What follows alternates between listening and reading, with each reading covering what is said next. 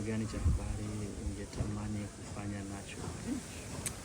By the way, dream yangu mimi ni hata, wacha niwaambie story moja mzuri. Mimi niliingia TikTok nikiamini ya kwamba niko na talent ya kutangaza, nimesomea kutangaza, nimegraduate, sina kazi. Nikaona TikTok kama platform ambayo kipaji changu kitaweza kuonekana na mimi nipate kazi. Although watu wengi wananiona na naambia, presenter uko na talent, lakini ukisomea wanahabari wewe utapata kazi. Alhamdulillah nimesomea wanahabari mpaka sasa ina struggle kupata kazi. Na naomba hii 2026 kama kuna station yote ambayo itaweza kutupa kazi, tutapiga kazi safi sana, kazi amazing.